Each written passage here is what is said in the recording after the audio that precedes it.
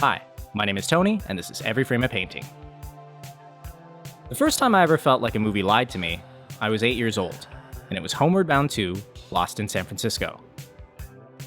Because this isn't San Francisco. What's this? I thought we were going someplace cool.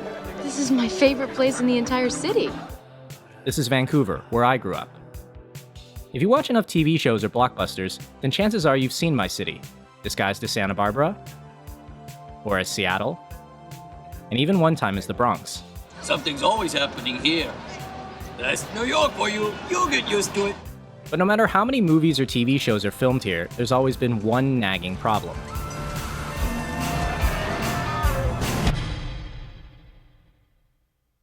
We never actually see the city. It's always pretending to be somewhere else. I'm in Vancouver downtown, Robson Square, and on location on set of The Interview. This is where Seth Rogen and James Franco, they're supposed to be in North Korea, so check it out. You are fucking stupid and you are fucking ignorant, Dave. Yo, we notorious, huh? Ain't nobody can bang with us. Rascalz, checkmate, cardinal and thrust. Vancouver is actually the third biggest film city in North America. But we're so hidden, we even have movies about how we're not featured in the movies. My specialty is disguising Vancouver so it looks like an American city. But how do you fake one city as another without the audience noticing? Well, first you need to know the city, and Vancouver is kind of a chameleon. In Mission Impossible Ghost Protocol, it plays Seattle, and Eastern Europe, and even India, all within a 15-minute drive of each other.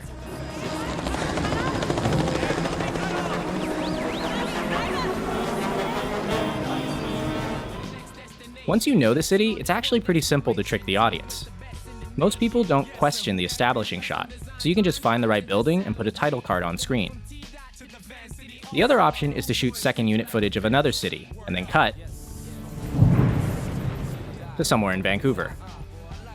This is especially common with Seattle, since a lot of the architecture there looks pretty similar to here. But to really convince the audience, you're gonna need a lot of help. Which brings us to the art department, who control all the little details. Like decals on the sides of cars, American flags in the background, new signs in front of buildings, and this one's my personal favorite. I'm not gonna kiss them, but let's just say I might give them some. USA Today vending machines. Because nothing says America like USA Today. I read it every day for news around the USA. The next step in faking a city is deciding how you're going to light and shoot it.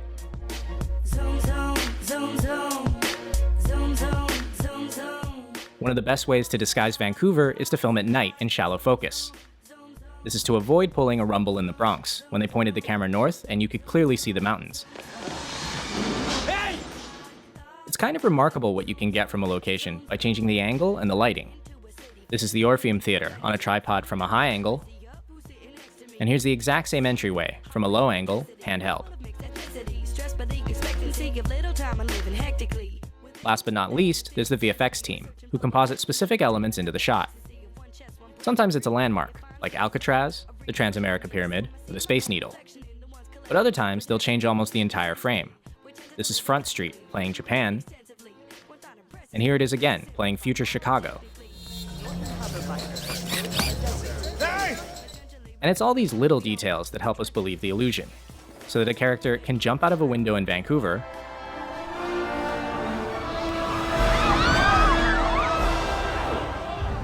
and in the space of one cut, end up in San Francisco.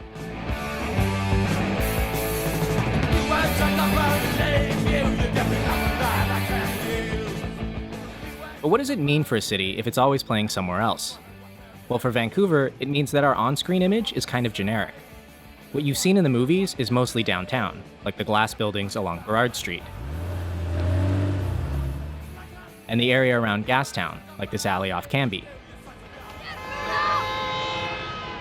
The city is kind of like one giant backlot, a bunch of anonymous buildings that can stand in for anywhere else.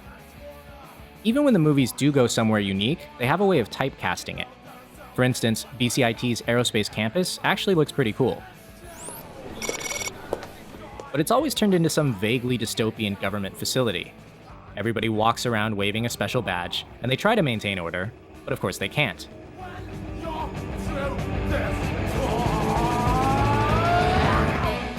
Vancouver's locations are like weirdly familiar character actors. For instance, the city's two biggest universities play opposite roles on screen. SFU, with its concrete staircases, never plays a university. It's either a military base or some evil corporation. Meanwhile, UBC always plays a university. That's located everywhere else but Canada. This year, it even played Washington State U, which means that Vancouver, British Columbia finally got to play I'm deeply moved. Vancouver, Washington. For me, this is the single worst moment in local film history. I will never forgive this.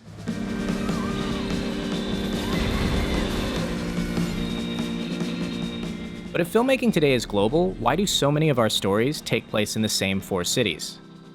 Is it just so we can destroy the same landmark over and over and over?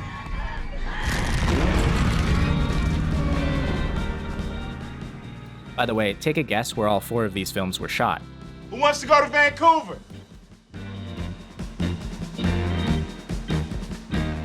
Sometimes I wonder if local film crews try to sneak the city into the shot as a form of protest. The next station is Metrotown. To Hollywood, Vancouver is a location, but not a setting. It's a place with talent and scenery and tax incentives, but almost no film identity of its own.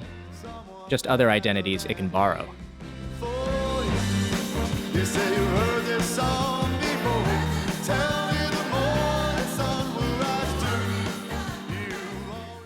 But maybe there's some hope. For 50 years, there's been a local movement of films and TV shows where Vancouver does play itself. We had no idea how to make a film. We had no idea. We just went ahead and made the film. A lot of these films aren't widely distributed, but they offer a completely different perspective. For me, they're often a lot closer to my own experiences. Ready? As a child of immigrants who mostly explored the city on foot. Dad?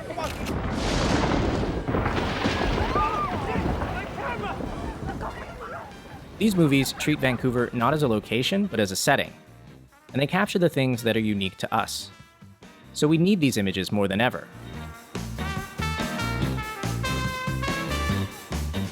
Because films can preserve a particular time and place. Not as a documentary, but as a fictional story about the real world.